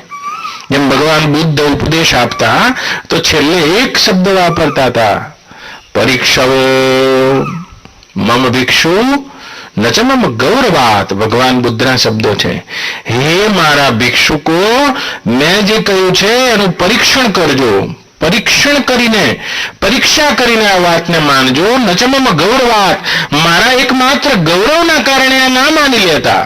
હા, જો ગૌરવના કારણે માની લેશો તો માનેલું સત્ય છે, સહેજ એવો ફેર નથી. આ 10,000 નું બંડલ છે, પણ તે છતાં અહેસાસ નહીં થાય. કોક કહેશે તો કોઈ પરિસ્થિતિ એવી આવી જશે તો કુટસ્થપણાનો વિચાર નહીં કરે. બાપજી તો જે કીધું એનો વિચારની ભૂમિકામાં કરીને પર્દાફાશ કર્યો નથી. તો સદગુરુ કા આધા શબ્દ, આખો નહીં હો, અડધો શબ્દ પણ આખો જે ગળે નહીં તેવા સાધકનું કામ છે આમાં. સદગુરુ કા આધા શબ્દ તાકા અનંત વિચાર, અને એનો અનંત વિચાર કરે. શાસ્ત્રોનો નહીં, શાસ્ત્રો તો કેવળ પરોક્ષ ખ્યાલ આપી રહ્યા છે. સદગુરુ હા એ જે જીવંત શાસ્ત્ર છે, હા તે સાક્ષાત પરિબ્રહ્મ, સાક્ષાત કહી દીધા. અને એ સાક્ષાત એટલે હાજર, હા જેને દ્રશ્ય કરી શકાય તેવા પરિબ્રહ્મ તો વિજ્ઞાતા અને સૌ કોઈનું દ્રષ્ટા સ્વરૂપ છે, પણ કોઈ સાક્ષાત છે કે હા દ્રશ્ય કરી શકાય જેવા સાક્ષાત પરિબ્રહ્મ. અને એના એક શબ્દને ગુરુ તો જુઓ તો પછી પહેલા તો ગુરુ આપણને જડવા જોઈએ. નંદુબા માત્ર ને માત્ર શાસ્ત્ર જુદું અને શાસ્ત્રનો ઉપદેશ જુદો છે. બા ગુરુ તો પ્રગટ જ્યોતિ છે. તો કે આ બંનેનો ફરક કેવી રીતે જાણવો? ફરક બહુ મોટો છે. જેમ એક શાસ્ત્ર હોય, એ શાસ્ત્ર અત્યારે બોલતી ગીતાઓ નીકળી છે. જો અત્યારે અમથાભાઈએ ગીતા મને ભેટ આપી, એમાં આમ પેન મૂકો એટલે આખો શ્લોક બોલવા માંડે, બસ બોલવા જ માંડે ચોપડી. અત્યારે મને આપી ગયા છે. આમ 18મા નંબર ઉપર મૂકી દો પેન એટલે ગીતા ફટાફટ આગળનો શ્લોક બોલી જાય, ભાષાંતરે બોલી જાય, પેન બોલવા માંડે. એ ચોપડી ઉપર પેન ફેરવવાની એમ બોલવા માંડે. એવી ગીતા મને આપી. તો શાસ્ત્રનું જ્ઞાન છે એ ગુરુ નથી. પણ જુઓ શંકરભાઈ એક મસ્ત વાત કહું તમને કે અમેરિકા વિશે બોલવું હોય તો 2 જણા બોલી શકે. એક તો ગયો ના હોય, ખાલી સાંભળ્યું હોય એ અમેરિકા વિશે તો બોલી શકે. આવું છે ને આવું છે ને આવું છે, ત્યાં આગળ તો જમણી બાજુ ચાલવાનું, આવા એરપોર્ટ છે ને આવા રસ્તા છે ને બધું નીટ એન્ડ ક્લીન છે, આપણા કરતા 4 ગણો ભૌગોલિક વિસ્તાર છે, ત્યાંના લોકો આવા છે ને આવા મોલ છે ને આવા લોકો છે, આવું બધું બોલી શકે. ગયો ના હોય ખાલી તોય બોલી શકે. ગયો ના હોય એ પણ બોલે બા, અને ગયો હોય એ પણ બોલે. બોલી તો 2 શકે. એ રીતે આપણે મહેસાણા વાળા શંકરભાઈ છે, શંકુ વોટર પાર્ક વાળા, એ અમેરિકાનું વર્ણન કરે ને આપણા જેવા કરે. વર્ણન તો આપણને ખૂબ લાગે, કારણ કે એમાં ખબર શું પડે? જે સાંભળેલું હોય એ કે અમેરિકામાં આમ છે ને અમેરિકામાં આમ છે ને, ગેલા હોય ને. પણ બંનેમાં બહુ એક મોટો સૂક્ષ્મ ભેદ હોય બા. શું ભેદ હોય? જે ત્યાં જઈને આવેલો હોય ને રોજ જુદું જુદું બોલે બા, અને જે જઈને ના આવ્યો હોય ખાલી સાંભળેલું હોય બોલે ને, એની કેસેટ હોય એ સાઈડ અને બી સાઈડ, જ્યાં હોય ત્યાં આજ બોલે. જેમ એકે ગોળનો નિબંધ મોઢે કર્યો હોય ને એકે ગોળ ખાધો હોય, આ બેમાં ફરક છે. તો ગોળનો નિબંધ જેને મોઢે કર્યો હોય ને જ્યાં ઉભો કરે તો એક જ બોલે, ગોળ પીળા રંગનો હોય છે, ગોળ શેરડીમાંથી બને છે, ગોળ આટલા રૂપિયાનો હોય છે, ગોળ ખાધી ગળ્યો લાગે છે, આવું બધું બોલે. ગોળ વાહ, ગોળ ગરમ છે, શક્કર ઠંડી છે, આમ બોલે. ગોળ ગરમ છે, શક્કર ઠંડી છે, મારા રામ જાણે ગોળ. અને આ જ રીતે ગોળનો નિબંધ બોલ્યા કરે, ગોળનો નિબંધ બોલ્યા કરે. પણ જાણે ગોળ ખાધો હોય ને રોજ જુદું જુદું બોલે, રોજ જુદું બોલે. જેનો એક શબ્દ વાસી ના હોય તે સદગુરુ છે. જેનો એક શબ્દ બા માના દૂધ જેવો હોય, કોથળીના દૂધ જેવો નહીં. કોથળીમાં જે દૂધ મૂક્યું ને એ 2 કલાક પછી વાસી થઈ જાય છે, પણ માના દૂધ જેવો હોય, જેમાં કોઈ પણ પ્રકારનું વાસીપણું ના હોય, તે સદગુરુનો શબ્દ છે. ફૂટતા ઝરણાના નીર જેવી જેની વાણી હોય તે સદગુરુનો શબ્દ છે. ફૂટતા ઝરણાના નીર જેવી વાણી. પિતા પિતા આવી જાય અમીના ઓડકાર, દુર્લભ એવા સંત છે. હંસાવાણી રે જેની રે અમૃત જેવી, પિતા આવી જાય અમીના ઓડકાર, દુર્લભ એવા સંત છે. હંસાદાસ રે શંકરની આવી નથી, જેની મેર થતા બેડો પાર, દુર્લભ એવા સંત છે. એનો શબ્દ ક્યારે વાસી ના હોય. 7 પાતાળને ચીરીને જેમ ઝરણું નીકળતું હોય તેમ તે પરિબ્રહ્મ તત્વને સ્પર્શીને જેની વાણી નીકળતી હોય, તેવા સદગુરુનો શબ્દ કબીર સાહેબ કહે છે, સદગુરુ કા આધાર સબત્તા કા અનંત વિચાર. અનંત વિચાર. ખૂબ એના ઉપર જયારે વિચાર વિમર્શ કર્યો હોય, વેદ થકે મુનિજન પંડિતા વેદ ન પાવે પાર. વેદ બધા વાસી વાણી છે બા. વેદ ખરા, વેદ સાચા, વેદનો મહિમા, પણ એની વાણી લખાઈ ગઈ ને એટલે પછી લખાઈ ગઈ એટલે લખાઈ ગઈ. વાત સમજી લેજો. આપણે એટલે કહેવત ના આવી ગઈ, ભીતે ચિત્રે વાણીઓ ખોટો. એટલે વેપાર કરે છે એ વાણીઓની વાત છે બા. આમ તો બધા કહેવત તે જ રીતે વાપરે છે કે વાણીઓનો સંગપ મારી નાખે, તોડી નાખે. હા, કારણ કે ચતુર્વાણીઓ બુદ્ધિશાળી બહુ હોય બા. હા, ચતુર્વાણીઓ ઘણો બુદ્ધિશાળી. આપણે ગમે એટલી ગાળો દઈએ તો કશું ના બોલે. અને બહુ ગુસ્સે ભરાય ને તો દુકાનમાંથી કોથળો લઈ આવે ને કોથળો મારે આમ કરી, ખાલી કોથળો, પણ કોથળામાં 5 શેરી હોય. આખી દુનિયા તો એમ જ જોવે કે કોથળો માર્યો છે પણ ઘેર આવીએ ત્યારે ડીમડું થયું હોય. હા પછી કેવું કોને કોથળામાં પાંચેરી માર્યા વાણીઓ કહેવાય. બહુ ડાયો વાણીઓ હોય, બહુ ડાયો હોય, ભયંકર બા. હા તો એટલે કોકે કીધું હશે કે ભીતે ચિત્રો ખોટો એમ કે, એ પણ એ વાત નથી. અહીંયા ઋષિ તો શું કે છે, જે વાણી ચિતરાઈ ગઈ ને એમાં સત્યનો બોધ નહીં રહે. ભીતે ચિત્રેલી વાણીઓ, હા બાપજી તો શંકર મહારાજ હતા પણ ભીતે ચિતરાઈ ગયા વાણીઓ. હવે કામની નહીં, ગાયા કરો, ગાયા કરો, ગાયા કરો, ભાવ બટ પ્રગટશે, અજવાળું ના થાય. અરે ભગવાન કૃષ્ણ બોલ્યા છે પણ ભીતે ચિતરાઈ ગયા વાણીઓ, રાખ થઈ ગઈ, પ્રગટ અગ્નિ નથી આતો. અરે અરે અષ્ટાવક્ર બોલ્યા છે પણ આખી ગીતા તો ભીતે ચિત્રી વાણીઓ થઈ ગઈ. 84 શાસ્ત્ર, 18 પુરાણો બધી ભીતે ચિત્રી વાણીઓ થઈ ગઈ. અને ભીતે ચિત્રી વાણીઓમાં તમે તમારી રીતે અર્થ કરવાના, આપણે આપણી રીતે અર્થ કરવાના. કીધું કશું ને સાંભળ્યું કશું, આંખનું કાજળ ગાલે કશું. આંખનું કાજળ ગાલે કશું, કીધું તું કઈ અને સાંભળ્યું કઈ.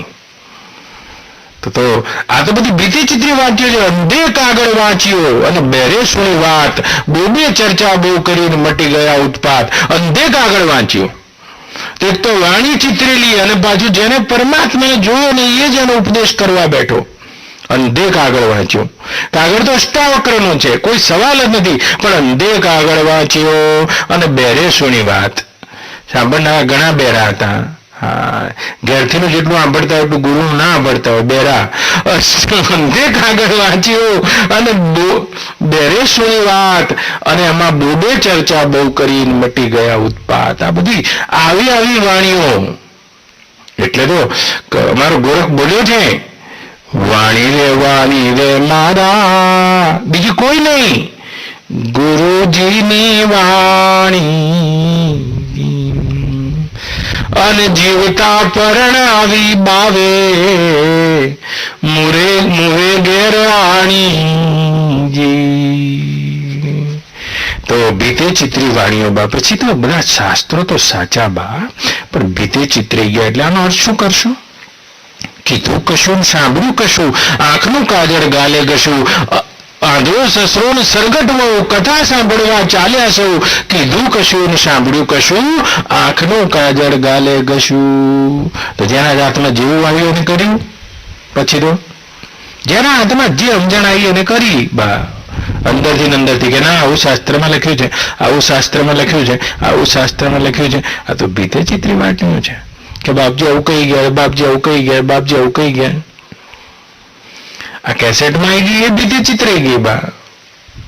પ્રત્યક્ષ ભાવ સાથે જે જોડાયેલા હોય તો ભાવથી પણ બા અંતર તોડી નાખે, પણ બીતે ચિત્રાઈ ગઈ. બહુ સરસ શંકરભાઈ કાલે આવ્યા ને પોતાવાળા શબ્દ બોલ્યા હતા. 2 મહિના આવ્યા. મેં શંકરભાઈ શું કરો છો? બસ શંકરભાઈ કીધું બાપજી સાંજે આવતો ને આવતો ગરમા ગરમ સત્સંગ સાંભળીએ છે અને હવારે ટાઢો. હા એ હું તો ઘણો રાજી થઈ ગયો કે એક તો ગરમા ગરમ એમ સાંભળી લઈએ પેલા આવે એવો ફુલકા, અને સવારે ટાઢો. જો બીજા દિવસે સવારે ટાઢો થઈ જતો હોય 3 વર્ષ પછી કેટલો ટાઢો થશે? અને આ શરીરમાં આવે પછી તો કેટલો ટાઢો થશે? હા ટાઢો થઈ ગયો. આ તો અષ્ટાવક્રે કશું કે કહેવાનું બાકી રાખ્યું પણ ટાઢો થઈ ગયો. ભીતે ચિત્રી વાણીઓ, ભીતે ચિત્રી વાણીઓ થઈ ગઈ. જેટલી પણ આ મહાપુરુષોની જેટલી પણ વાણીઓ છે બા એ બધી ભીતે ચિત્રેલી. આપણને આપણી રીતે હું સમજાયેલો, આ કીડી બિચારી કીડલી રે, કીડીના લગન લેવાય. એટલે ભાઈ લગન આપણે કરેલા હોય એટલે લગનની ખબર પડે. તો આપણને એમ થાય કે આપણા જેવા કીડીના લગન થતા હશે. આ બધી ભીતે ચિત્રી વાણીઓ.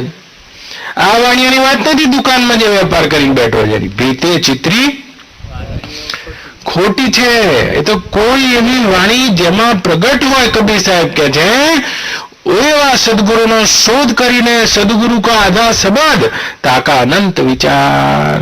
અંદર અંદર બેસીને વિચાર કરજો, વિમર્શ કરજો. હું તો આ બાળનાથ ને કહું છું, બધાને કહું છું. કોટક સાહેબના કે બધાના ફોન આવતા હોય તો મને કહેતો હોય છે, મેં કીધું તારે બિલકુલ શિષ્ય ભાવે બીજા જોડે વિમર્શ કરવું. હા જુદી જુદી ભૂમિકાના બધા હોય છે. ભગવાન તો કેવા છે? ભગવાન કેવા છે કહો? અહીંથી આપણે ચેન્નઈ જવું હોય તો ગાડીમાં તો બેસવું પડે કે નહીં? તો જેવા ગાડીમાં બેસો એટલે પહેલું સ્ટેશન કાલુપુરથી આગળ જાઓ એટલે સાબરમતી, ત્યાં આગળ કોઈ ઝંડીવાળો ઉભો હોય, જવા દો ગાડી. બીજું સ્ટેશન આ ઝંડીવાળો ઉભો હોય, જવા દો. હા, તો જેટલા પણ સ્ટેશનો આવતા જાય બધા સ્ટેશન ઉપર એક એક ઝંડીવાળા ઉભા હોય બા. એવા આપણે ભગવાનના સન્મુખ થઈએ ને બા એટલે જેટલા પણ આવે બધા આપણા ગુરુ તુલ્ય હોય, કારણ કે ક્યાંક ને ક્યાંક આપણને ઝંડી આપી રહ્યા. જવા દો. તો આપણે વિચાર વિમર્શ કરવા બેઠા હોય, ગુરુથી શબ્દ સાંભળ્યો, પણ હવે આને તોડ ભાગ કરવી હોય તો કેવા આગળ વધી ગયેલા શંકરભાઈ, કોટકભાઈ કે જે ખૂબ મથ્યા હોય, લાલભાઈ હોય, બીજા જે હોય, અંદર બેસી બેસીને એનું વલોણ કરો. 4 સખી મિરી કયો વલોણા.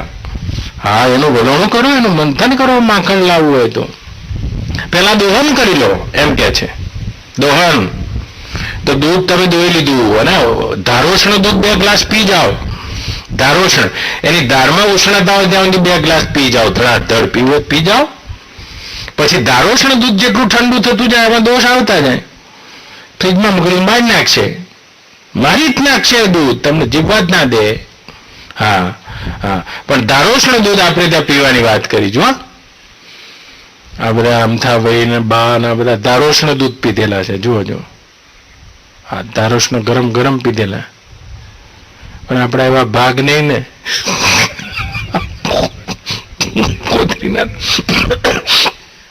દૂધને શરીર આ દેશનું અમૃત ગણી, પૃથ્વી પરનું, પણ ધારોષ્ણ હોવું જોઈએ.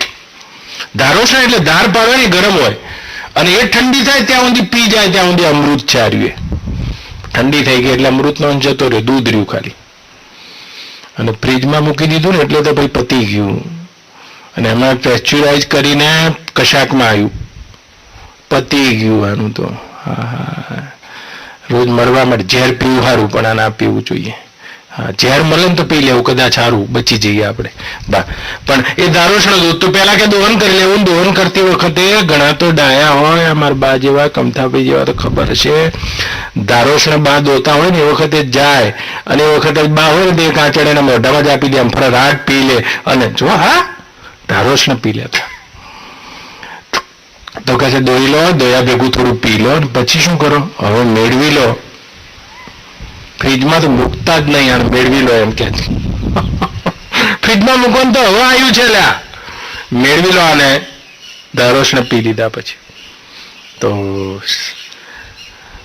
મેળવી લીધા પછી શું કરો? વારે ઘડી આમાં પછી એને ખોલ ના કરતા, આંગળી ગલગલ ના કરતા, એને ગલગલ ના કરતા, એને જાંબા દો. જમી રહ્યા પછી વલોઈ લો. હા, વલોવાની રીત હોય. વલોઈ લે પછી માખણ કરી લ્યો, માખણ કરીને તાઈ લ્યો, એમ દોઈ લો. સદગુરુ પાસે સદગુરુ કા આધા શબ્દ, આ દોઈ લીધું. અને એ વખત ધારોષ્ણ જેટલું પીવાય એટલું પી લ્યો. પણ પછી શું કરો કે મેળવી લો. કોઈ એવા ઊંચા અને સમજી શકે તેવા એવા સાથે બેસીને મેળવવું કરો કે કોટક સાહેબ તમે આમાં શું સમજ્યા? બિલકુલ શિષ્ય નમ્ર ભાવે, પોતાનું તો પ્રદર્શન કરો જ નહીં, પણ એમને પૂછો મોટાઓને કે તમે આમાં શું સમજ્યા, તમે આમાં શું સમજ્યા? મેળવવું કરો, તાળો મેળવો કે હા મેળવવું કરો. પછી આને જામવા દો, એકાંતમાં. હો, જામવા દો આને. જામી રહ્યા પછી હારી ગોરી લો, વલો અને વલો એટલે પછી આત્મમંથન કરો, અનંત વિચાર કરો, આનો એકલા ચિંતન કરો. હા, માખણને ગીતો ઘણું આગું છે વલોવા માટે, બધું ચોખ્ખું જોઈશે વલોવા માટે. હા, વલોવા માટે જોવા પેલી ગોરી હોય કેવી બા, ઉકાળીને દોયેલી ગળાની ગોરી જેવી હોય ને એની છાશ ઉપરથી વની નો ડાલે તો ના પીવાય. આ ના પીવાય, બધું આ આધાર એની ગોરી ઉપર હોય. ઉકાળીને દોરી હોય આખી ગોરીને. અને પછી સારું શું કે છે? મોતું કે કાપડ. હા, એનાથી સાફ કરેલી ગળાની છાશ તો એવી ગંધાય, જોજો તમે. એ જ ગંધાતા હોય ને એના મોઢા ઉપરથી જેની છાશની ખબર પડી જાય. હા, ઘણી આમ તો 50% ઉપર હશે, 50% ઉપર બહેનો ગંધાતી. તો કે ગંધાતી બહેનોની ખબર કઈ રીતે પડે? ગંધાતી બહેનોની ખબર એના મોઢાના મેકઅપ પરથી ના પડે કે એને પહેરેલા કપડા ઉપરથી ના પડે, એની ચોકડી ઉપરથી પડે. એની ચોકડી બાથરૂમ જોઈ આવીએ ને એટલે ખબર પડી જાય જય ગુરુ મહારાજ અહીં રાત ના રહેવાય. ડ્રોઈંગ રૂમમાં કશી ખબર ના પડે. ડ્રોઈંગ રૂમમાં તો આમ તકિયા આ રીતે ગોઠવ્યા હોય, આ રીતે ગોઠવ્યા, આ રીતે તકિયા આમ લાઈનસર ગોઠવ્યા હોય અને ટીપાઈ હોય ને ટીપાઈ ઉપર એમ છાપું મૂક્યું સંદેશ, એના ઉપર દિવ્ય ભાસ્કર નામ જ દેખાતો હોય ગુજરાત, આ રીતે બધું હોય. પણ બેનની જો ગંધાતા બેન છે એવી ખબર જોવું એને બાદ તેની ચોકડી ઉપર ચોકડી જુઓ ને બધી ખબર પડી જાય જય ગુરુ મહારાજ. કદાચ એમ ભગવાનને કહેવું પડે કે કોઈ જન્મના લેનદેન હશે પધરામણી આપણી આવી અહીંયા. હા તો બા એવી ગંધાતી બહેનો એના હાથની છાશ તો શું પછી, પણ એવી ગોરી હોય તેની ભાઈ અને પછી એવી ગોરીમાં છાશની સુગંધ આવે. આ ઘેર કરતા હોય ને તો છેક દેવનગરમાં કરતા, કયું નગર છે દેવનગર, દેવનગરમાં કરતા હોય છે ગોતામાં સુગંધ આવે ત્યારે છાશ કરી કહેવાય. હા એવી સુગંધ છાશમાં સુગંધ હોય. હા ઊની ખાઈ જાય. હા પછી છાશ પી જાય માખણ રહેવા દે અર્ક. પછી સદગુરુ પાસે બેસીને સદગુરુનો તાપ વેઠીને એનું ઘી કરી લે. હા પણ દોઈ લે ખરા ઘણા, પણ મેળવવાનું રહી જાય. મેળવવાનું રહી જશે ને તો આ તો ગંધાઈ જશે, આને વાડે નહીં અંગરે. ઘણા મેળવે ખરા પણ બોલવાનું રહી જાય તો આને વાડ નહીં અંગરે. ઘણા વલોઈ દે માખણ કરી દે પણ તાવવાનું રહી જાય. આ માખણમાં છાશનો ભેગ છે, છાશનો ભેગ છે. તાવવાનું રહી જાય, પોતાના અનુભવની કસોટી ઉપર લેવાનું રહી જાય. આ ચાર રીતે જે ચાલે શ્રવણ મનન નિધિધ્યાસ અને સાક્ષાત્કાર થાય છે. એટલે કબીર સાહેબ કહે સદગુરુ કા આધા શબ્દ તાકા અનંત વિચાર. કહી દીધું એમ નહીં, આ તો વાત આખી કહેવાય. જેવી રીતે આ સાક્ષી શબ્દ છે તો મેં પહેલા દિવસે કીધો જુઓ, હજુ કાલે કીધો જુઓ. જેમ જેમ તમે ચિંતન કરતા જાવ તમારે તો ઘણું કેવું છે હજુ. પણ પેલી ડોક્ટરના વૈદ જેવું ગોળીનો પહેલા અડધો ડોઝ આલવાનો, પછી ધીરે ધીરે વધારવાનો, પછી ધીરે ધીરે ઘટાડવાનો. બધું મારે એક સાથે ના કહેવાય. તમે કેટલું વિચારી શકો છો તો જો કાલ સાક્ષીનો આગળનો પોઈન્ટ કીધો અને ઘણા એવા હતા કે આમ ઝબકારો થઈ ગયો. હા પણ જો તમારું ચિંતન મનન હોય તો આ પણ થઈ જાય. એટલે કબીર સાહેબ કહે છે સદગુરુ કા આધા શબ્દ તાકા અનંત વિચાર. એટલા જે વિચાર બનતા હોય છે અને મય થઈ જતા હોય એનો છેડો લાવી દે છે. ઓમ પૂર્ણમદ પૂર્ણમિદં પૂર્ણાત પૂર્ણમુદચ્યતે પૂર્ણસ્ય પૂર્ણમાદાય પૂર્ણમેવાવશિષ્યતે. હરિ ઓમ શાંતિ શાંતિ શાંતિ.